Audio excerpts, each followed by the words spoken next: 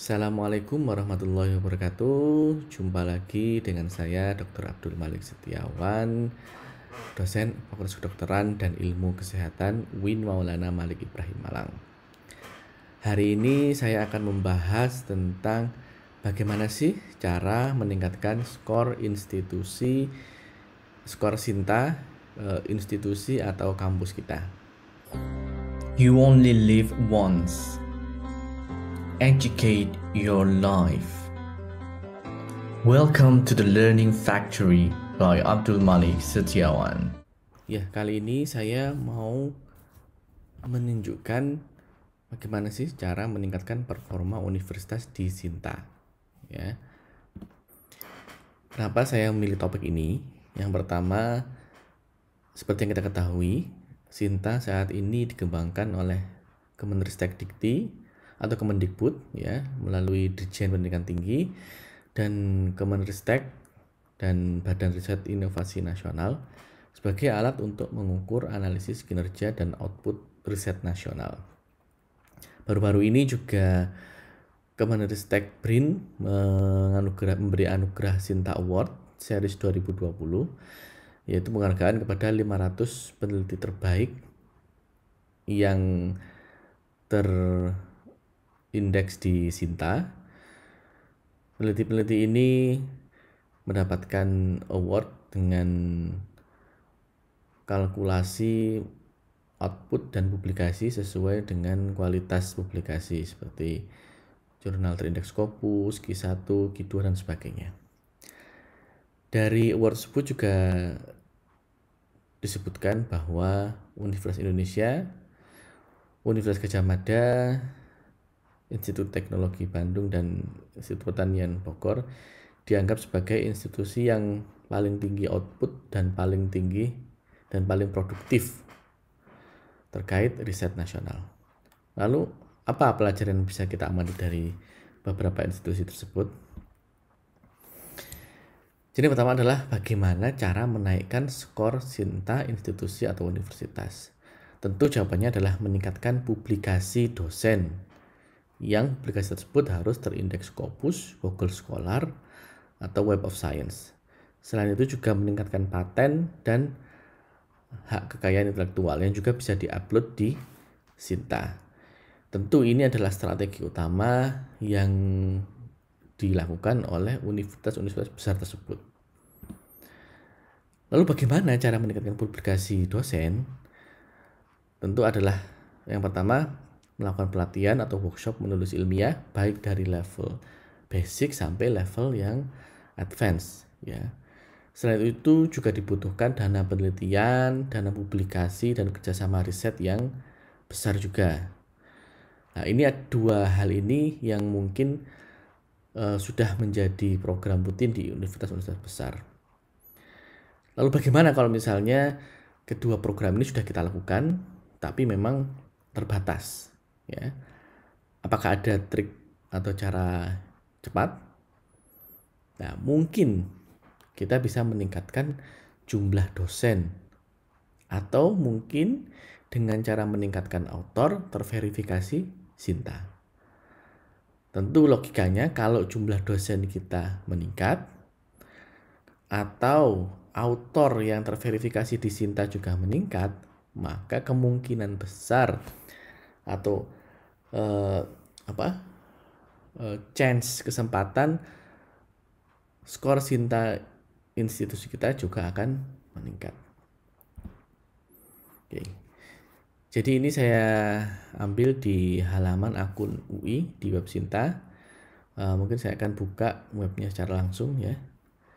Jadi kita klik top 100 affiliation. Nah, di sini UI, UGM, ITB, dan IPB menjadi 4 institusi dengan poin skor SINTA 3 tahun tertinggi ya. Kita klik UI. Kira-kira apa sih yang bisa kita lihat di akun SINTA UI? Jadi kita bisa lihat ke pojok kanan ya, ke pojok kanan. Di sini ada scoring ya, scoring secara singkat ya. Di sini skor overallnya 114.000, skor 3 tahun 14.400. Tentu cukup tinggi ya, cukup tinggi. Makanya dia mendapatkan nomor 1. Tapi ya, yang kemudian saya menjadi tertarik adalah di baris bawah ini tertulis jumlah lecturer atau dosen ya yang dimiliki atau yang terindeks di PD Dikti, pangkalan data Dikti ya. Tapi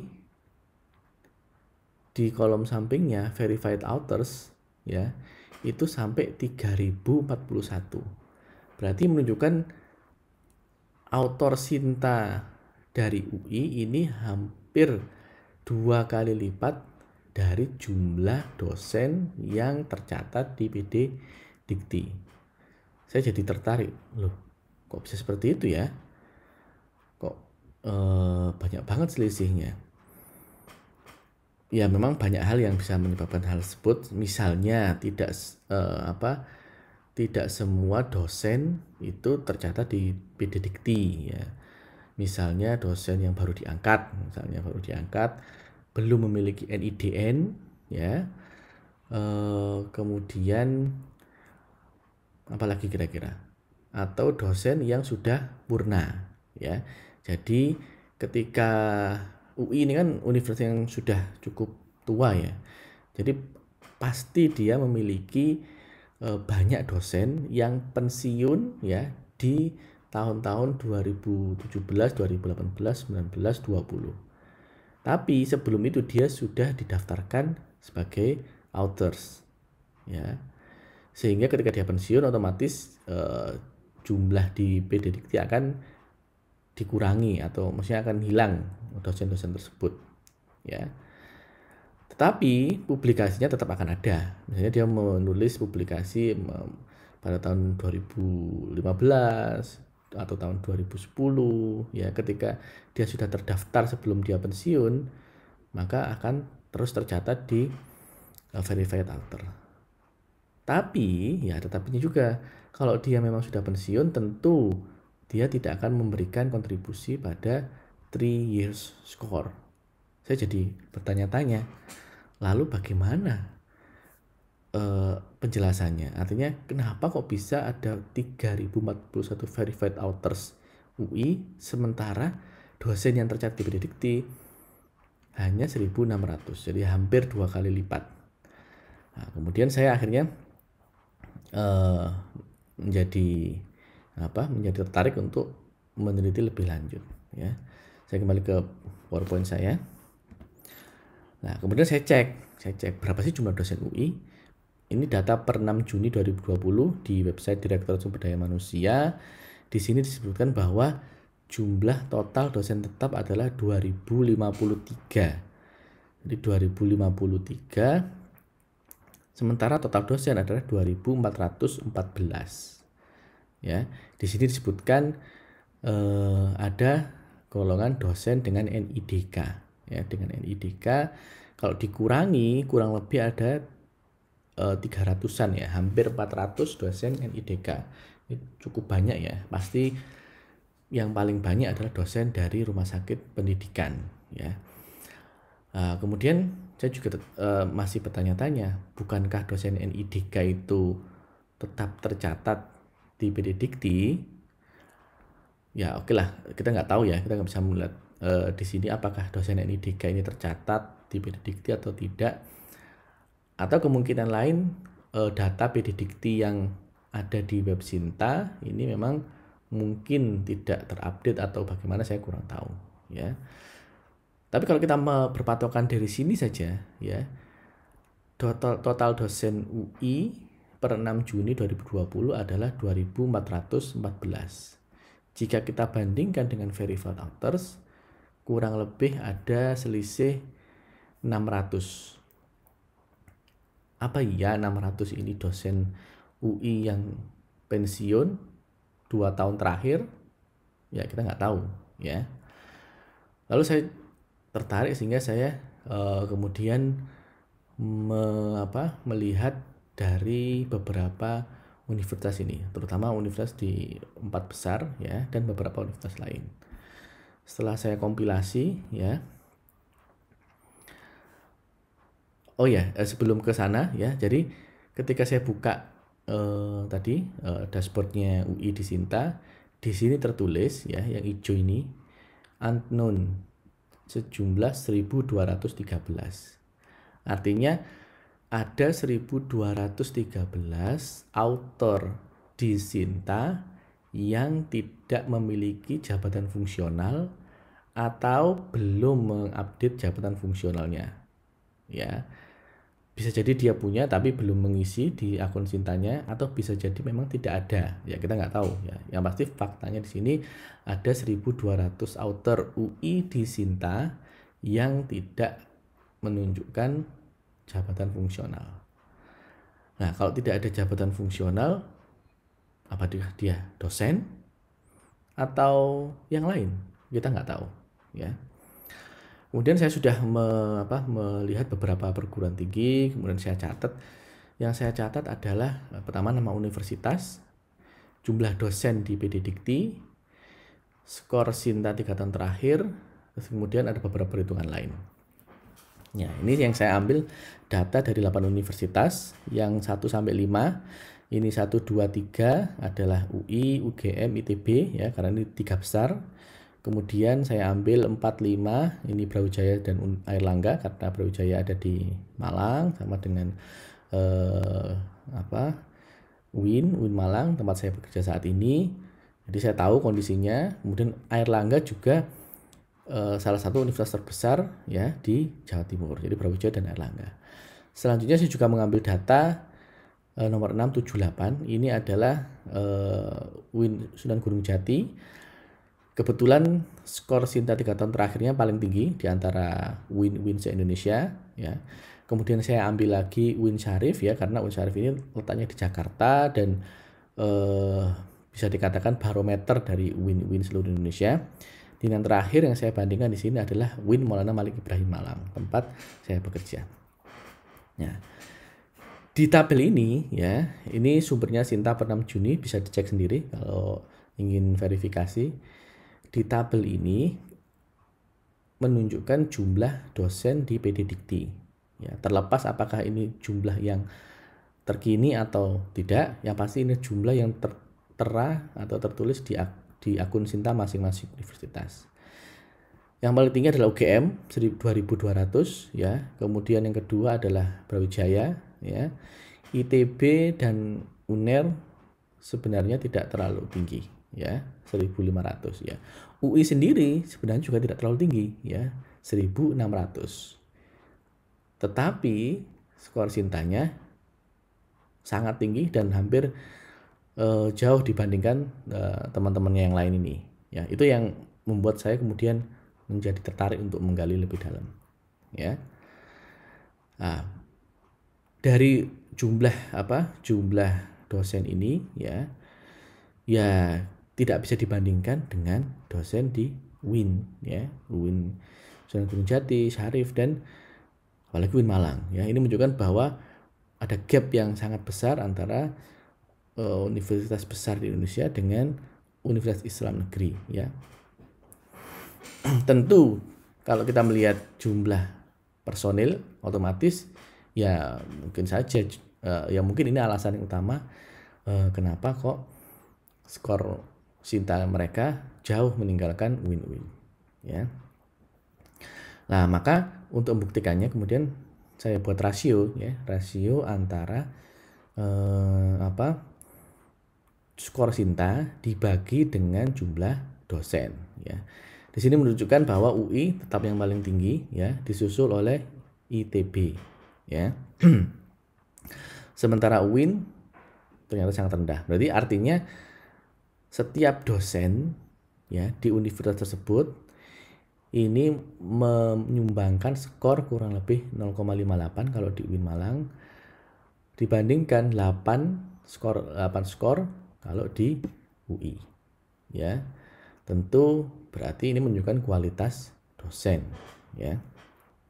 Tapi kalau misalnya kita lihat rata secara kasar ya, sebenarnya tidak jauh beda kok ya, di universitas-universitas ini, yang universitas maju di Indonesia ya, kurang lebih antara 3 sampai 6 ya. Yang terkesan agak aneh yaitu di UI, dia kenapa sih kok bisa tinggi banget 8,7 ya. Terus kemudian saya pikir lagi, sebenarnya kan rasio skor Sinta ini kan tidak ada hubungannya dengan jumlah dosen PD Dikti kan, karena skor Sinta itu disumbangkan atau merupakan sumbangsi dari author di Sinta. Bisa jadi 1600 ini beda orangnya dengan yang ada di autorsnya, kita nggak tahu ya. Nah, maka data berikutnya saya lihat ya, kalau sebelumnya adalah jumlah dosen PD Dikti, yang sekarang adalah jumlah authors di Sinta ya. Nah, kalau kita bagi ya, hasilnya tetap sama ya. Tidak untuk UGM, ITB, Brawijaya, Erlangga, terus kemudian Gunung Jati, Syarif Hidayatullah, UIN Malang, tidak jauh beda ya antara jumlah dosen dan jumlah author ya, kurang lebih antara 3 sampai 6 ya. Kalau di UIN juga antara 0,9 sampai 3, hampir sama. Yang berbeda adalah di UI. UI langsung drop 50%, drop setengahnya ya, yang awalnya per dosen menyumbangkan 8 poin, tapi kenyataannya sebenarnya authors ya, per authors menyumbangkan 4,75 poin di UI. Nah, jadi berarti yang paling menentukan skor Sinta adalah jumlah authors. Ya, kita bisa lihat. Masalahnya jumlah authors dan jumlah dosen yang real di UI itu beda dengan universitas yang lain. Kalau universitas yang lain mungkin tidak jauh beda ya. Mungkin nah ini berikutnya ya. Kalau di UI itu selisihnya bisa sampai 1382. Jadi 2 kali lipat dari UGM. Selisih antara authors di Sinta dengan jumlah dosen yang terdaftar di PD Dikti. Sementara kalau di UIN, yang lucunya yang di UIN ya, kalau yang di universitas besar Indonesia ya, rata-rata jumlah author itu lebih besar daripada jumlah dosen yang real. Berarti banyak dosen atau banyak authors yang itu sebenarnya bukan dosen ya, bisa jadi bukan dosen di universitas tersebut ya, atau dosen tidak tetap mungkin ya. Sebaliknya kalau di UIN ya, jumlah author Sinta malah lebih kecil dari jumlah dosen yang terdaftar. Nah, ini menunjukkan manajemen universitas yang kurang bagus ya. Kalau di universitas besar mewajibkan semua dosennya, bahkan sampai yang bukan dosen dimasukkan ke Sinta. Kalau sebaliknya, kalau yang di UIN hampir semuanya minus. Artinya jangankan memasukkan yang bukan dosen ke author Sinta, yang dosen aja banyak yang belum jadi authors. Oke.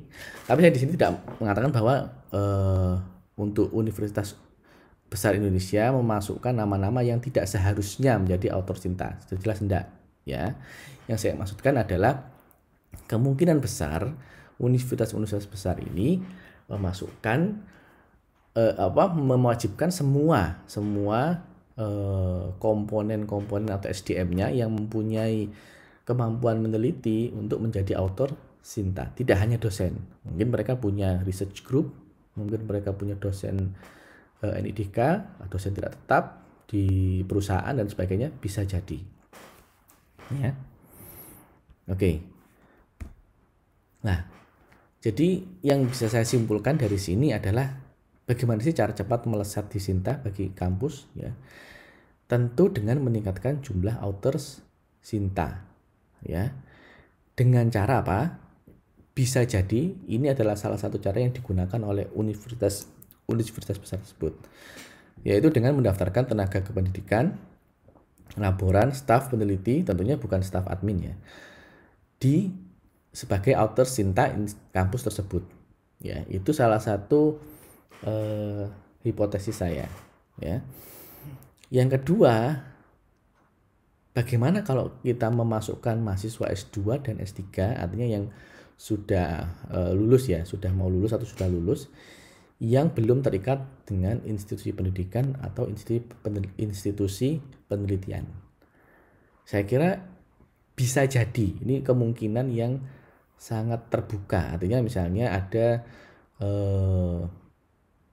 mahasiswa S2 atau S3 dari misalnya dari Kementerian Keuangan ya, kemudian atau dari perusahaan Telkom misalnya, kemudian menjadi mahasiswa di kampus tersebut.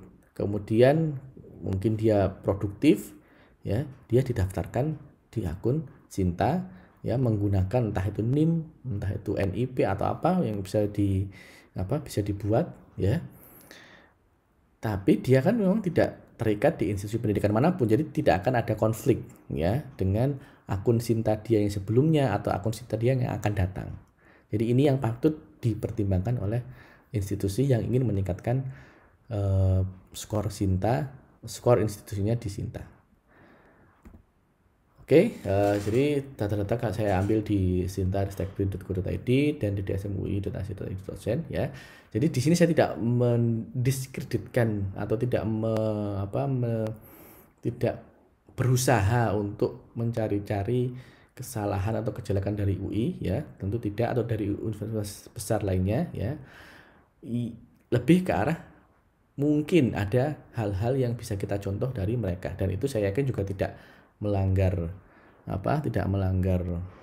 aturan ya, karena saya yakin Sinta-Ristekbin juga punya aturan yang ketat terkait verifikasi authors ya. Itu yang pertama untuk penutup. Yang kedua, di pembahasan saya hari ini ya, saya tidak membahas sedikit pun terkait kasus-kasus authors yang kemudian memasukkan publikasi orang lain. Itu terjadi ya di Google Scholar, namanya mirip, kemudian secara tidak sengaja memasukkan video ini, tidak membahas ke situ ya. Jadi itu mungkin salah satu kekurangan atau salah satu area yang tidak disentuh oleh video ini. Mungkin itu saja untuk video kita hari ini ya. Semoga video ini bisa bermanfaat, terutama bagi institusi yang ingin meningkatkan skor Sinta agar bisa bersaing dengan institusi-institusi lain di tingkat nasional. Terima kasih atas perhatiannya. Wassalamualaikum warahmatullahi wabarakatuh. Bye. Learning is a process. Journey through life. Welcome to the Learning Factory by Abdul Malik Setiawan.